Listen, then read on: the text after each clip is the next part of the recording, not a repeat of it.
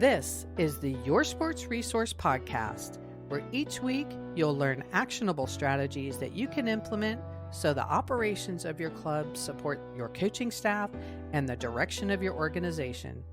We are committed to excellence in youth sports leadership. Let's get started.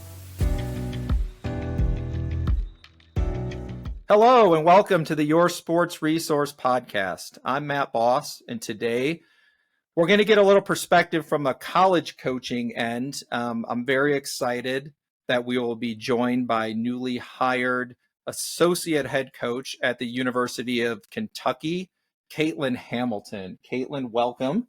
Thank you. I'm excited to be here. Awesome. We're excited to have you. As I said, Caitlin has recently been hired as the associate head coach at the University of Kentucky. This is coming off of her prior appointment as the head coach at Illinois State University, where you were there for four years. Yeah. All right.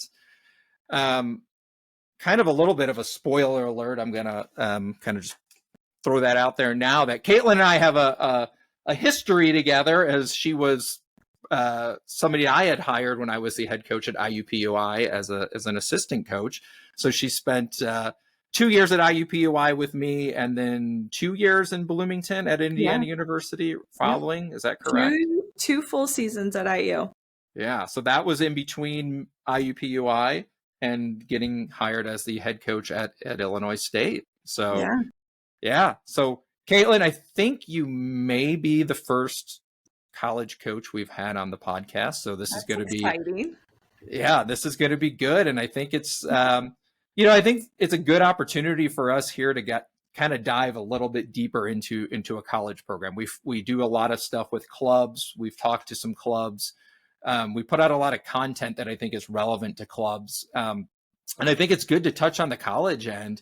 And I think it's something that people maybe, as far as understanding what the role of a college coach is, their administrative duties, right? How you're working with your athletes, what's the difference in, we've kind of gone over that list of programs as far as different size programs, that there's going to be some differences, right? So this will be fun. And I'm hoping that this could potentially help some of our club and high school coaches or board members listening to maybe take some stuff too from what we're talking about and usable into their situation. So Caitlin, maybe let's start.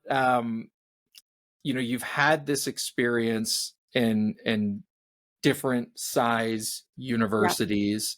But if you could just give a quick rundown maybe of what are the duties of a college coach and a college coaching staff? So I've been on a variety of size programs, combined, women's only, and at each spot we've been at, like, the size of the staff has also been very different. So, I mean, we were combined at IUPUI, but sometimes we were only functioning with 2 coaches, and sometimes we had 3, and it was kind of this carousel of people coming in and out just with the reality of, like, where we were and the size of program we were.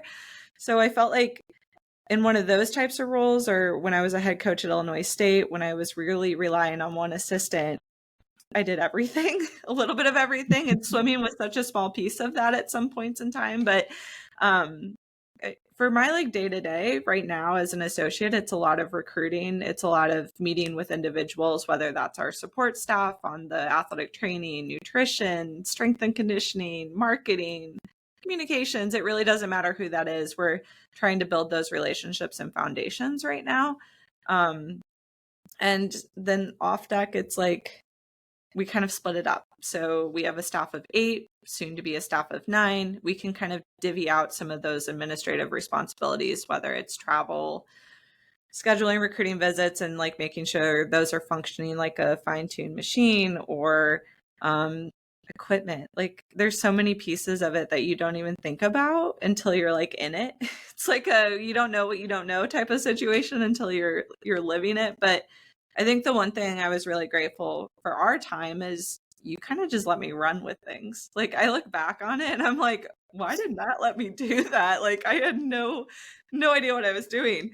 And I really took that approach. And when I was a head coach, hiring assistants, hire good people, and let them do good things. Like give them some areas of their strengths. And yeah, when I hired Sean, it was like, I need you to coach. I will take care of everything else and slowly give you some other stuff onto your plate. But I don't even think our athletes know what we do every day. Like they'll walk Right. in and be like, where are you? Or what are you doing? I'm like, I've been over at this meeting or talking to this person, or sorry, I'm trying to work out as well. Like some days I don't think they even know what we do, but It's almost like a school teacher when right. kids see their teacher outside of school and I they're know. like, well, what are you doing out at the grocery store? Like, Right. like they're not allowed to leave the school.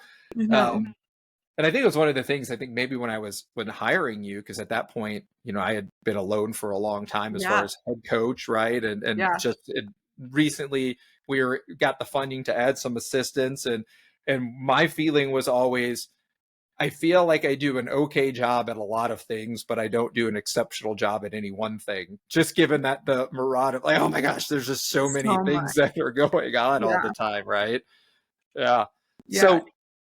So you're kind of all over, right? Then you just explained like you kind of have your hands in everything. And I think, you kind of mentioned it. And I think it was my thought, when I was hiring coaches, it was everybody kind of had a swimming background or had this Mhm. swimming knowledge, right? I mean, for you were a swimmer and an All-American at Purdue. So it was like, okay, well, you know swimming. You've been around the sport. Um, so for me, it was always exactly like hire people who I feel like are going to be great people to add to your program. And the swimming stuff's going to take care of itself, Yeah. but it's you're going to learn.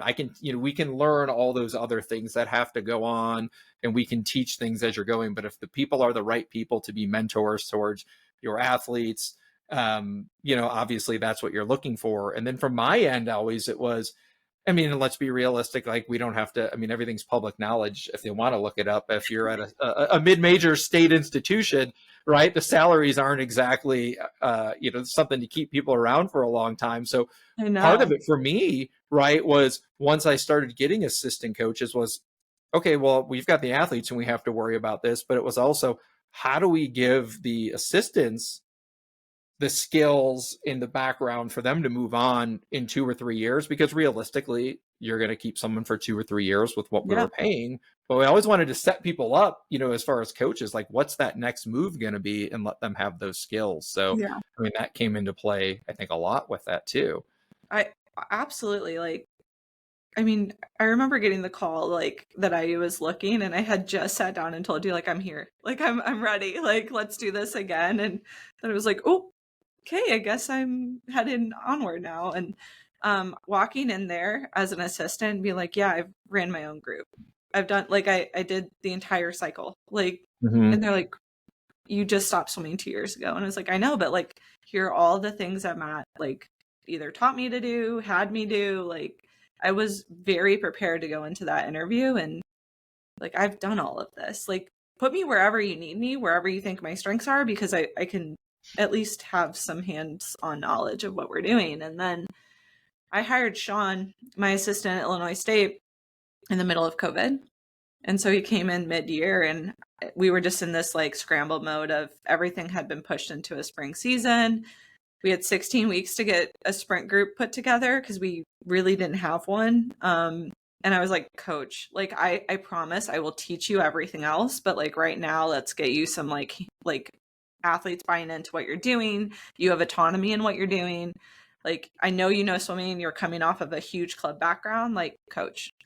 And then slowly it was like, okay, here's some recruiting, here's some travel, here's some meal prep, like here's how you order equipment. And when I left to take the job at Kentucky, he was ready to be the interim. Like there was no doubt in my mind he was the right man for that position because he had done it all.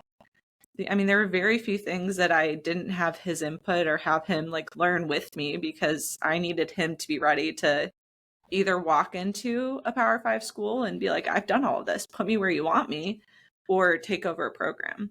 So I took a lot from you in that sense. And I always like refer back of, I probably wouldn't have stuck with coaching if I didn't have that sense of like total autonomy in what I was doing, because I was getting better buy-in from the athletes because I had a sense of like ownership over what I thought was going to work, and then they could feel that too. Yeah, yeah, it's something I think for a lot of coaches, it's like you have these assistants or people working with you, and you kind of do have to train someone to take over for you, right? Yeah. If need be, or because things are going to change, right? Yeah. So it's having someone ready to step into those roles or a role somewhere else is part of your job, right? As a head coach. So Absolutely. I mean, you're training your athletes, like you're setting them up for success for life. Like again, like swimming is such a small part of what we do. And if we're doing things right and we're in this for the right reason, we're developing people and we're setting them up for life once they leave us. Like, let's get the degree you want to get. Let's, be really proud of the decision that you made. Let's be, learning life lessons along the way so that when you leave me, you can look back and be like, oh yeah, I was ready to go. Or I've got this. I know how to handle this. I've learned a lot in a very pivotal time of my life from 18 to 22. And now I feel confident that I can go out into the world. And swimming's like obviously why we're in this, but it's such a small piece of why I've continued to do it for so long.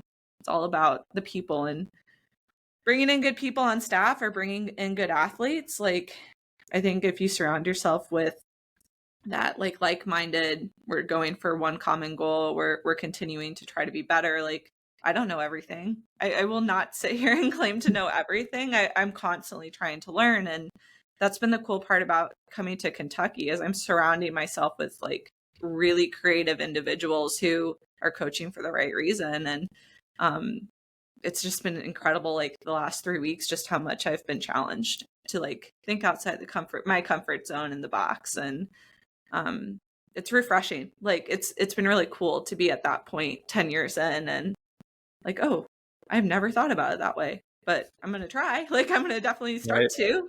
Yeah. So it's been really awesome.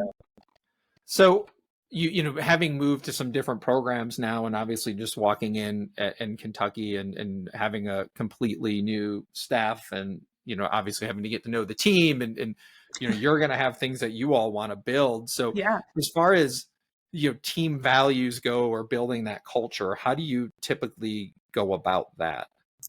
I think the really interesting thing that we've been going about now is like relationships are one thing, but partnership is a whole nother level.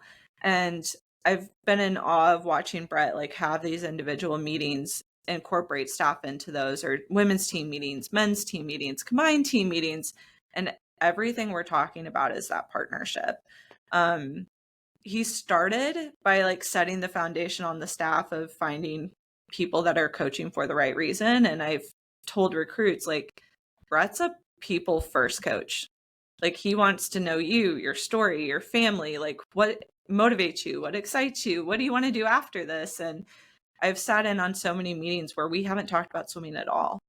And I think that's a really good starting place for us of like, we've got to listen. Coming in and having a total change at this point in the year, like I think I started the day before school started. Like, I mean, it was just wild.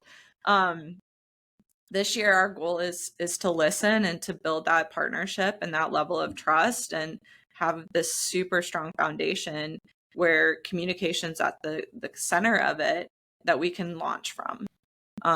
We're in a really good spot here. Like we've got talent, we've got passion, we've got a team that truly cares about each other. Like those things are taken care of.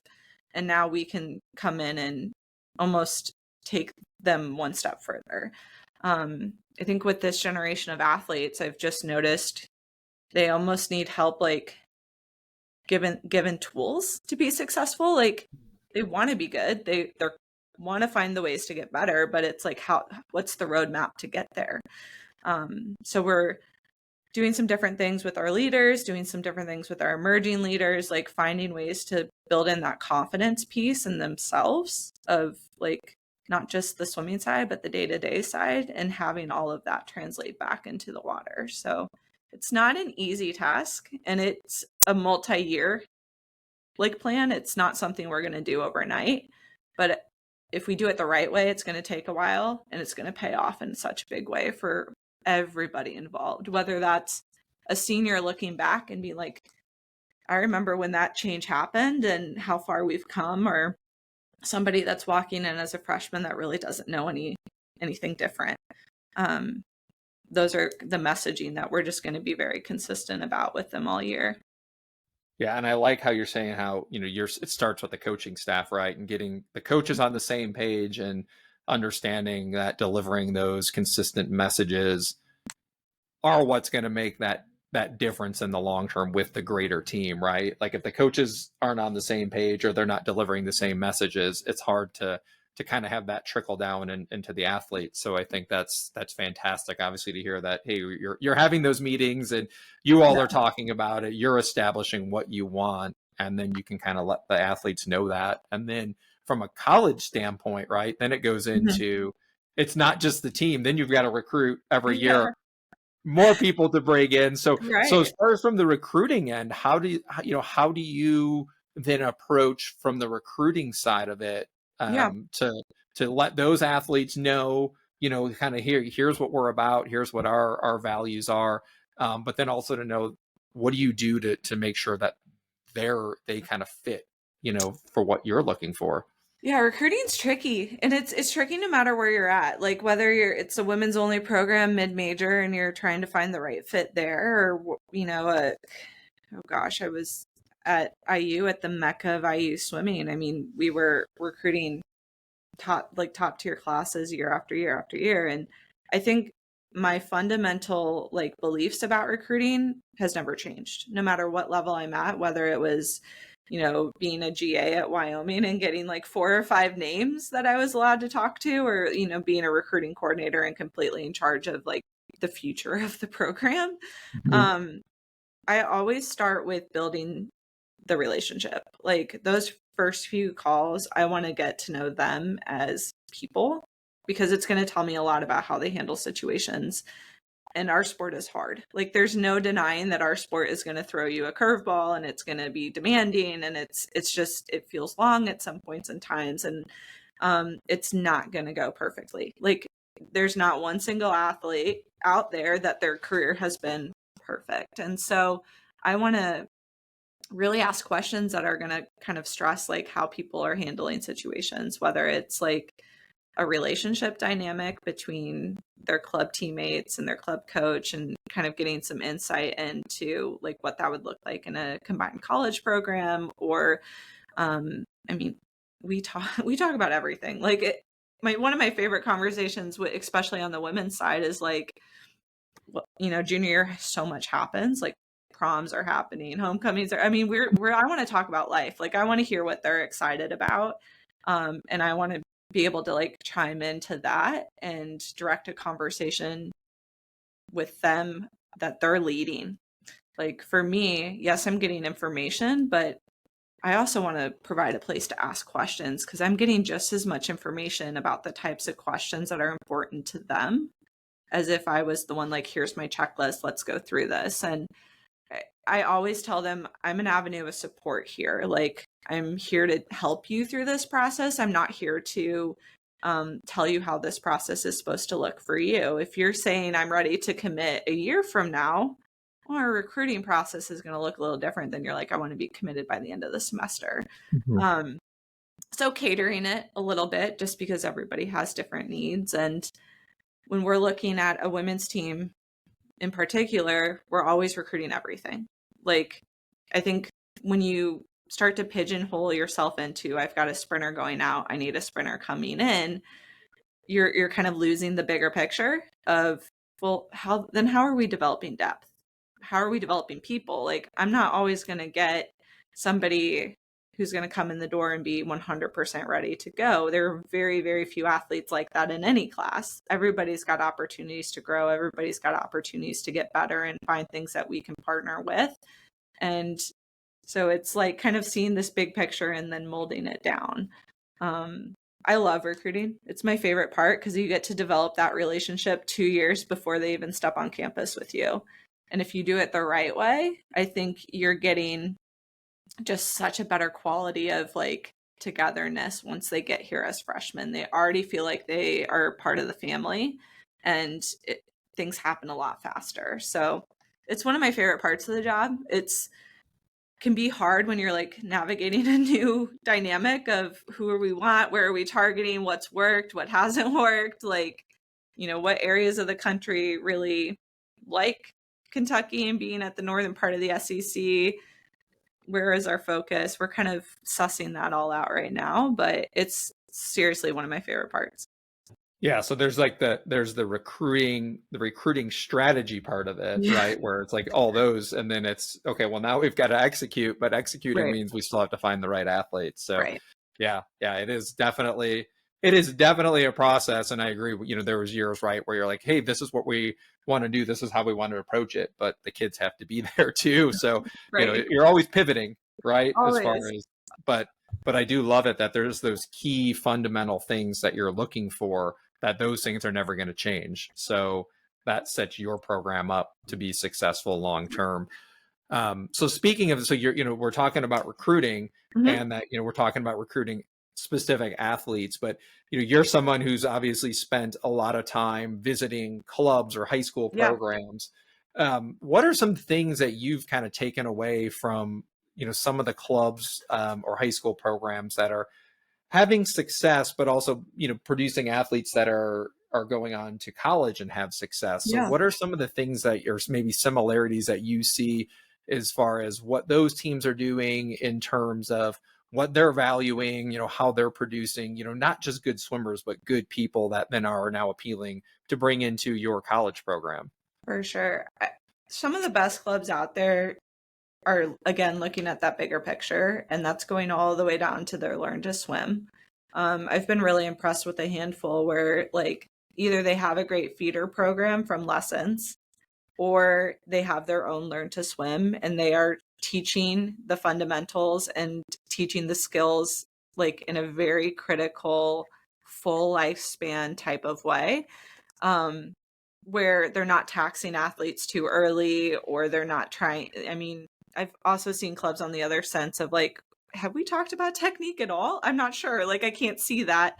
And you can almost see like the ones with the big picture and how their athletes are transitioning from like a lesson learned to swim into those first couple of years of like a true swim team type of setup, into more of a like, okay, well, now we're starting to get a little good and we're maybe starting to focus in on swimming a little bit more, but finding ways to also provide opportunity for development outside the water.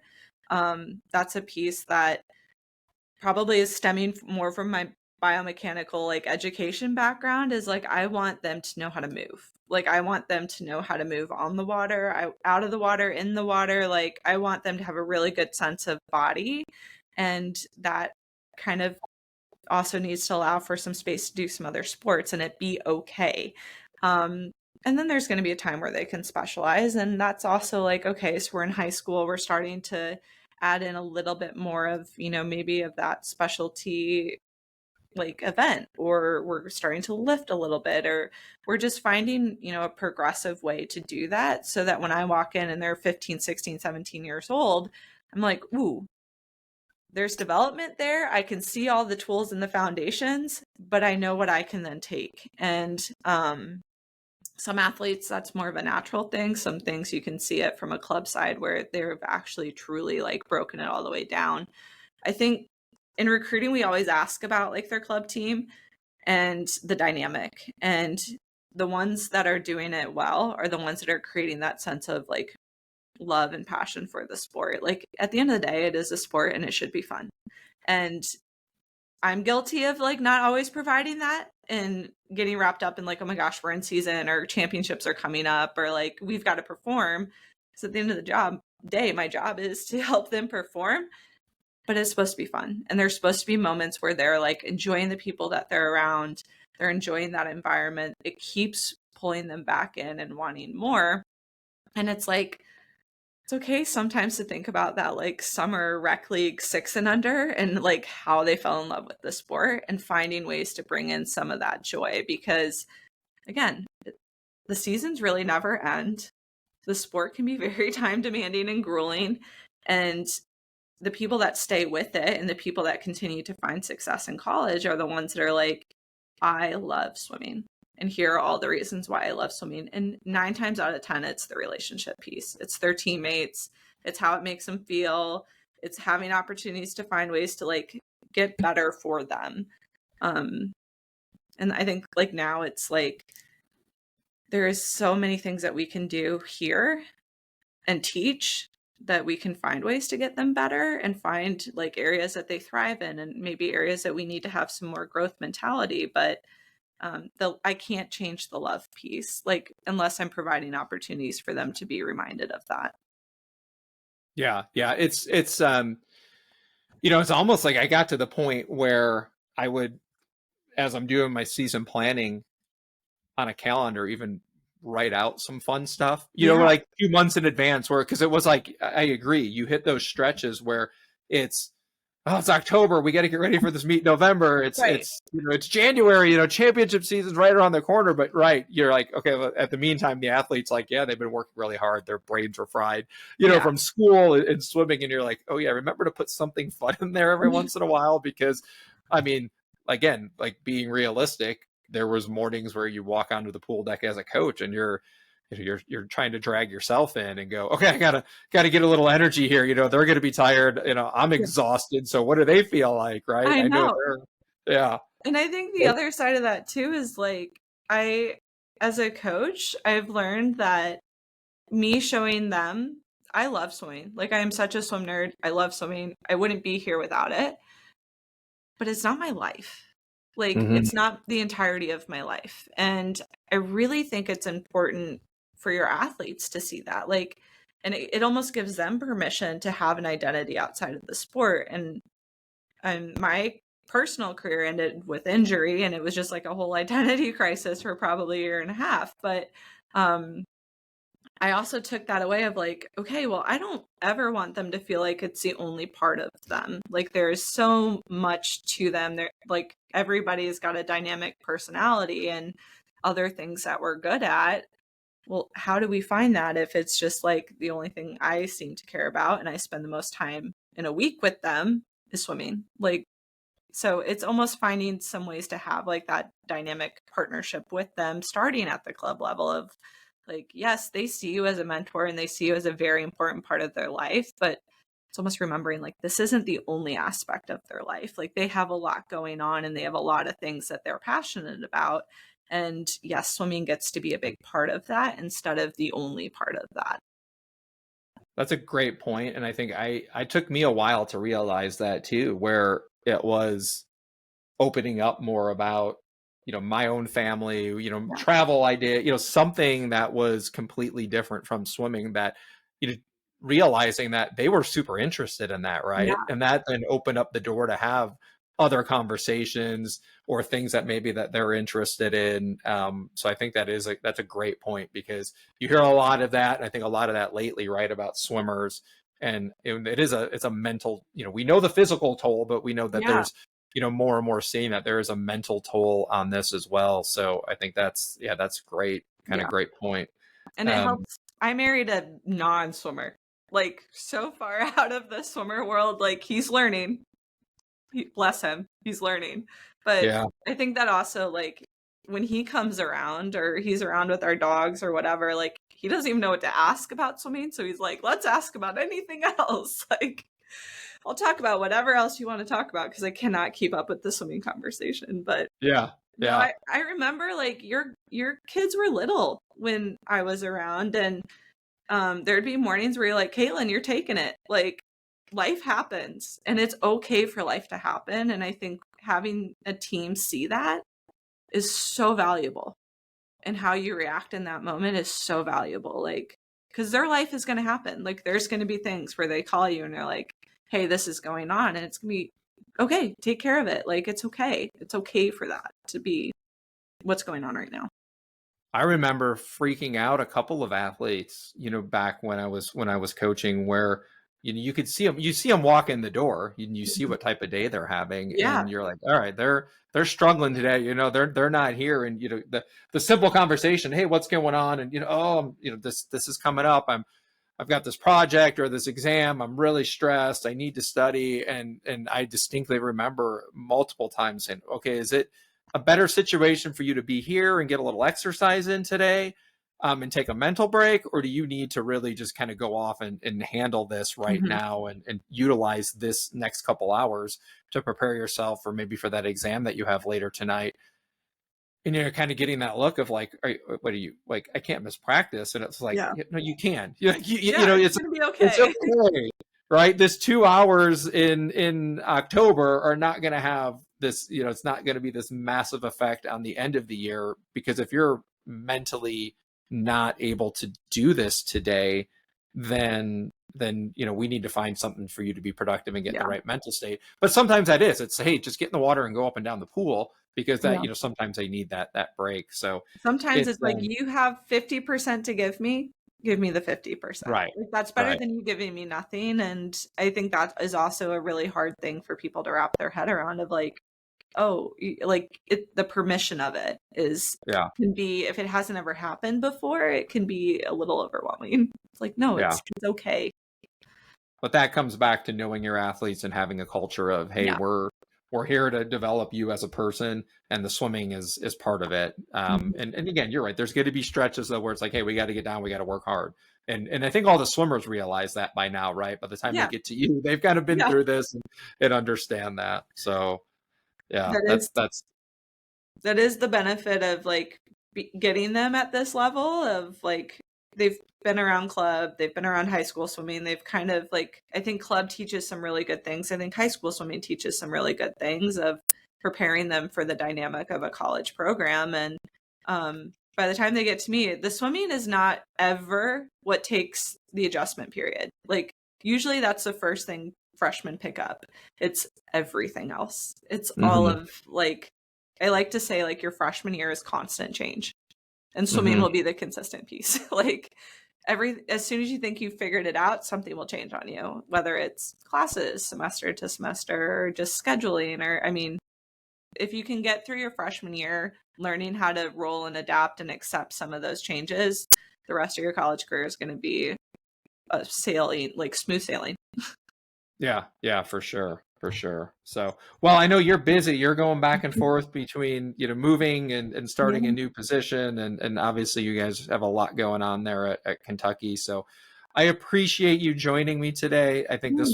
this was fantastic, and it was good for us to catch up Yeah. personally, which is always fun. So, I hope people can take something from this, whether you're running a club program, a high school program, and just kind of understand.